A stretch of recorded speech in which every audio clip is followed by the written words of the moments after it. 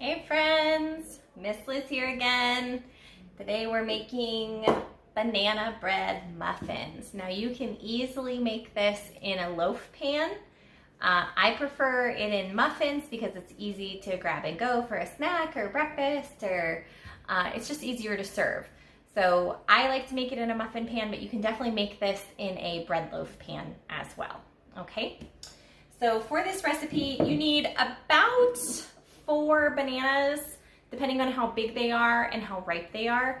If your bananas are super ripe, like the peel is completely brown, you might need more like 5 because they tend to kind of shrink down as they get really soft. You want to make sure that they are really ripe though, at least several large brown spots to make sure that they're sweet enough. If your banana still has quite a bit of green on it, it's not going to be sweet enough and it's going to be too sturdy. And your bread's gonna come out more dry. So lots of brown spots on your bananas, okay? All right, so we're gonna start with smashing up some butter with our bananas. So I've got half a stick of nice soft butter, which is, or 1 stick, which is half a cup of butter, nice and soft. And then I'm actually gonna smash that up with my bananas. Now, depending on the recipe you're following or how true to the recipe you want to be, some people add their smashed bananas last. I like to smash the bananas up with the butter because they're both something that are really soft, and I like to just smash them up and cream them and then add my sugar to it. You can definitely do it in a different order. This is just my personal preference, what I like to do. So I'm going to peel all of these bananas and throw them in here. Another little helpful piece of information: if you buy a lot of bananas and you don't get a chance to use them all, you can take overripe bananas that have really started to turn, go ahead and peel them, throw them in a Ziploc bag and stick them in your freezer, and then whenever you're ready to make banana bread, just pull them out of the freezer, let them thaw for a little bit, and you can go ahead and use them in banana bread, and it turns out really great, because sticking them in the freezer helps them to ripen faster and they are very sweet. So if you ever find that you have a lot of bananas that are getting ready to go bad before you eat them, peel them, throw them in a Ziploc bag and stick them in your freezer, and you can use them for whenever you need banana bread, okay? So I'm just gonna smash up these bananas with my butter. I wanna try to get this pretty smooth here. It's okay if you still have a few chunks. That's kind of pleasant to get when you're biting into a piece of banana bread. Nice little piece of banana. Now you can definitely add things to your banana bread. When I was a kid, my mom used to add nuts, like walnuts or pecans. Some people add chocolate chips. You can definitely do that. You can toss in a little bit of extra, some spices. You can throw in some cinnamon or some clove, goes really well, if you want to add some spice. If you want a really simple banana bread though, with a really simple flavor, this is a great recipe. But it's pretty easy to adapt.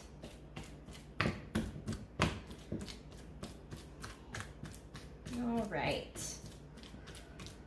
Something else you can do too, if you want to make some chocolate banana bread, is if you substitute about 1/4 of the cup of flour that you're going to use with cocoa powder, you can make chocolate banana bread, which is very tasty as well. All right, so I've got that pretty well smashed with the butter, just like that. And now I'm going to add my sugar. I'm going to add 1 cup of sugar. So I've got a 1/2 cup scoop, so I'm going to do 2 of these. 1 cup of sugar. Just like that. Mix that up.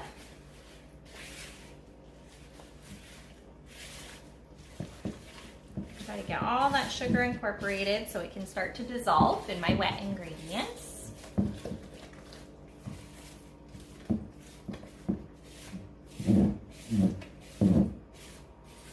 Okay, so I'll show you, it's starting to look a little soupier now, which is great. And then we're going to add eggs. So I like to crack on the counter. Tap until I hear that crack sound, and then I pull the eggshell open like it's a book. Let the egg fall out, okay?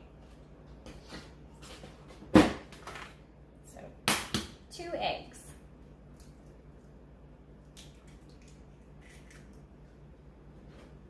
I'm gonna wash my hands really quick.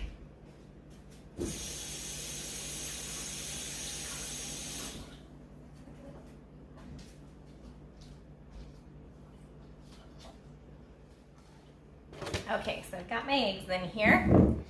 First thing I'm gonna do is break up that yolk so that it can combine with the egg white when I stir it in. Now you might notice that your butter is starting to kind of clump up. Looks like you've got little pieces of butter in there instead of having it be nice and smooth. That's okay. With all that banana in there and the eggs, sometimes it starts to look kind of chunky. That's okay. All of that's gonna melt down when it bakes. All right, so we've got our eggs mixed in. Now we're gonna add our dry ingredients, and I'm just gonna use 1 bowl to demonstrate how to do this. You can definitely do 2 bowls and combine the dry ingredients. With this, it's pretty easy to do. I pile all of my dry ingredients in and then stir them up, okay? So I'm gonna start with my flour, which is gonna be 1½ cups. And remember, when you're scooping flour, you wanna keep it light. Never pack your flour. Sprinkling it in with a second scoop is a great idea. Scrape off the excess, don't ever pack it down in, okay? So we're gonna do 1½ cups of flour, just regular all-purpose flour. Scrape off the excess.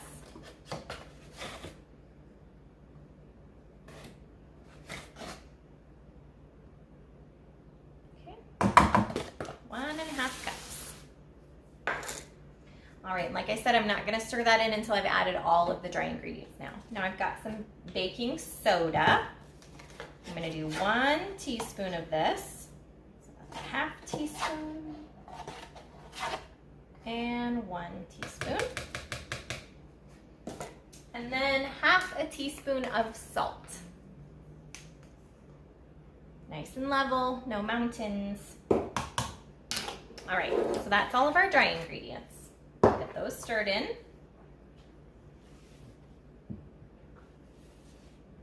And then the last thing we're gonna add after we get these dry ingredients is our vanilla.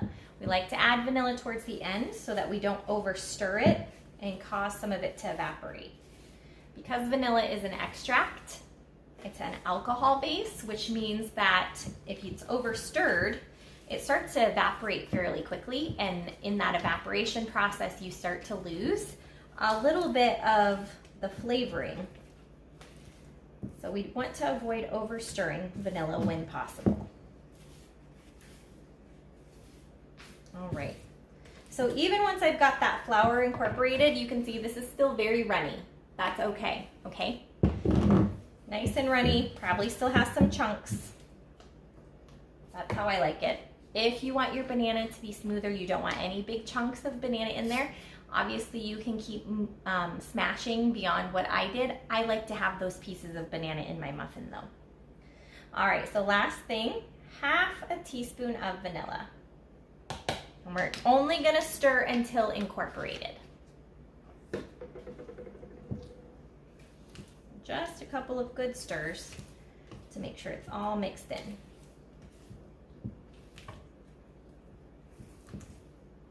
Just like that, okay?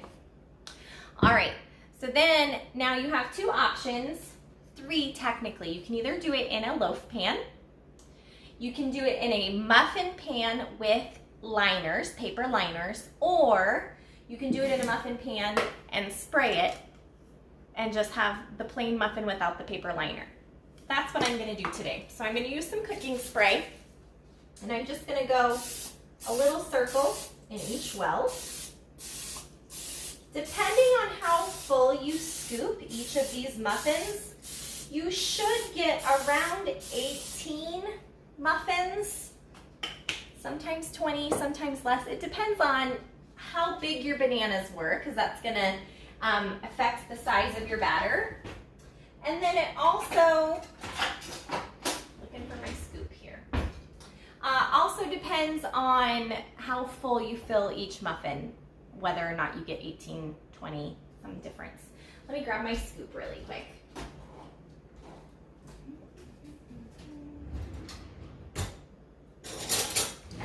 There we go.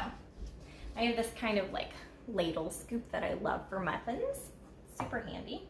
You can also use an ice cream scoop. That's something I use fairly often for muffins and cupcakes. It's a perfect size, but this ladle works beautifully as well. So what I'm going to do is I'm just going to take a spoonful here and drop it into each well.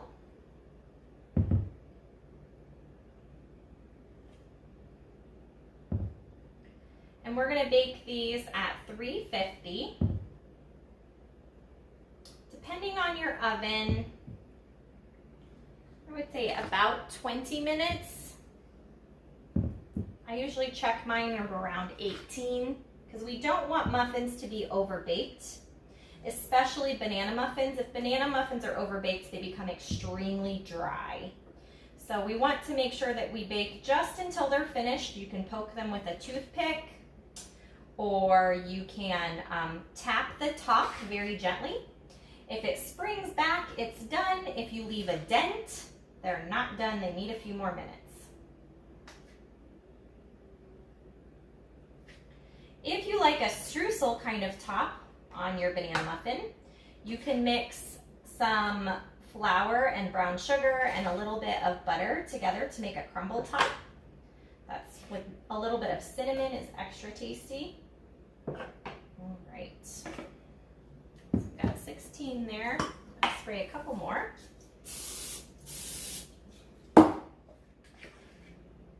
So 350 for about 18 to 20 minutes. Make sure you check so you're not over baking.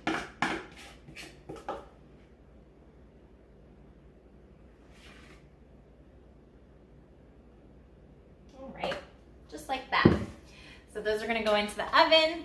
18 to 20 minutes, should be beautifully done. If you have any questions, feel free to send me a message. I'm happy to answer, happy to help, and enjoy your muffins.